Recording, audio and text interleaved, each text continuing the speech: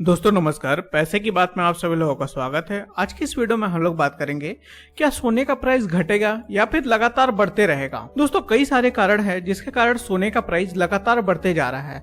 तो सबसे पहले हम लोग जानते हैं कि आखिर में कारण क्या है जिसके कारण सोने का कीमत लगातार बढ़ते जा रहा है। देखो जो सेंट्रल बैंक है हमारी देश की या फिर अन्य जो भी वर्ल्ड की जो सेंट्रल बैंक है वो अभी क्या कर रही है, पहले क्या करती थी यूएसए का बॉन्ड खरीदती थी या फिर अन्य देशों का बॉन्ड खरीदती थी। भारत सरकार भी बॉन्ड जारी करता है लेकिन उसको कम देश खरीदते हैं, लेकिन यूएसए मेन बॉन्ड जारी करता है तो उसको बहुत सारे देश खरीदते हैं। तो अभी क्या किया है यूएसए ने अपने फेडरल रिजर्व में मतलब उनका जो सेंट्रल बैंक है उन्होंने क्या किया है अपना ब्याज दर को कम कर दिया है, जिसके कारण अब भारत या फिर अन्य देशों के लोग इस बॉन्ड को नहीं खरीद पा रहे हैं क्योंकि उनको लग रहा है एक तो इंटरेस्ट कम है और सेकंड अभी डॉलर में थोड़ा सा हलचल अभी बना हुआ है, जिसके कारण अभी ये लोग बॉन्ड खरीदना अवॉइड कर रहे हैं और ये लोग क्या कर रहे हैं अभी गोल्ड खरीदने पे ज्यादा फोकस कर रहे हैं। लेकिन अभी हाल ही में क्या हुआ है, आरबीआई ने गोल्ड खरीदना बिल्कुल बंद कर दिया है। यदि आप आरबीआई का गोल्ड खरीदने का डेटा देखोगे ईयर के हिसाब से, ये ईयर का है 2024 में इन्होंने 72 टन के आसपास में गोल्ड खरीदा है, लेकिन 2025 में इन्होंने केवल 3.8 मतलब 4-5 टन के आसपास में ही गोल्ड खरीदा है। हो सकता है हाईएस्ट नंबर होगा तो 10 टन के आसपास में इन्होंने गोल्ड खरीदा होगा, उससे ज्यादा इन्होंने गोल्ड नहीं खरीदा। यदि हम आरबीआई के पास में टोटल रिजर्व यदि देखें तो 900 टन के आसपास में इनके पास में सोना है। अब देखो आरबीआई यहाँ पे सोना खरीदना बंद कर दिया तो क्या सोने का रेट यहाँ पे डाउन होने वाला है?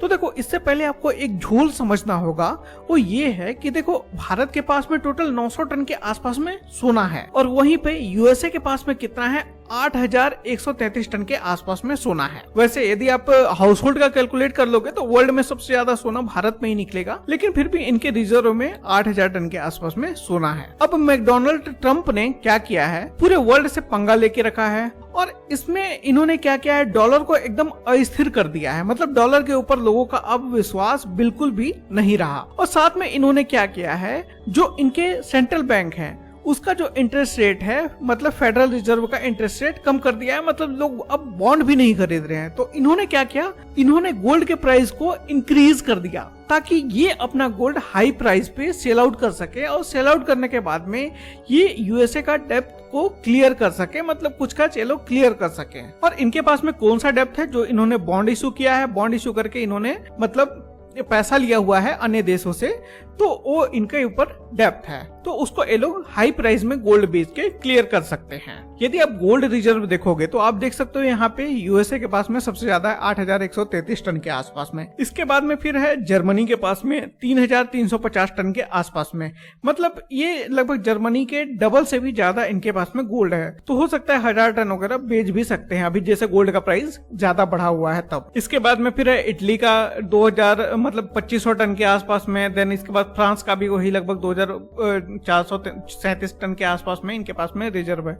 देन फिर रसिया है, देन फिर चाइना है, देन फिर स्विट्जरलैंड है, इसके बाद में फिर है इंडिया। अब फिर क्या होगा, जैसे ये हाई प्राइस में सोना बेचेंगे देन क्या होगा, डॉलर और मजबूत हो जाएगा। तो ये फंडा यूएसए का सभी देश समझ चुके हैं। देन इसीलिए अब आरबीआई या फिर अन्य सेंट्रल बैंक गोल्ड खरीदना थोड़ा सा बंद कर रहे हैं। मतलब आरबीआई अब गोल्ड इंपोर्ट करना बंद कर रहा है।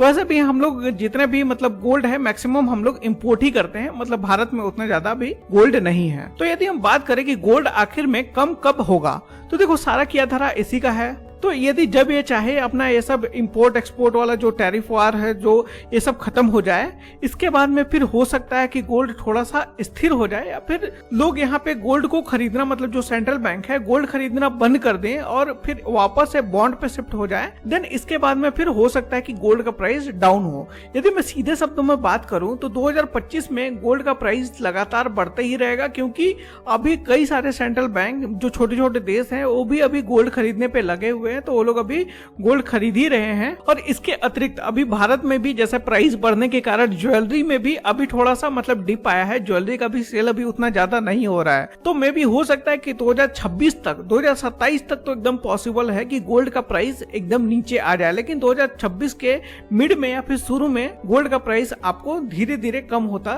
देखने को मिलेगा। क्योंकि जैसा मैंने बताया कि आरबीआई ने 2024 में यहाँ पे गोल्ड खरीदा है, जिसके कारण 2025 में यहाँ पे गोल्ड महंगा हुआ है। तो 2025 में यहाँ पे गोल्ड खरीदी बंद हुआ है, तो 2026 तक आपको इम्पैक्ट देखने को यहाँ पे मिलेगा। और ऐसा भी नहीं है कि गोल्ड के प्राइस कम नहीं हुए हैं। देखो जैसे मैं 24 कैरेट यदि सोना का बात करूं तो प्रति 10 ग्राम 1 सितंबर को था लगभग 1 लाख रुपए के आसपास में, देन हुआ फिर 22 सितंबर तक हो गया 1,12,000 के आसपास में, देन हो गया 26 सितंबर को हो गया 1,15,000 के आसपास में।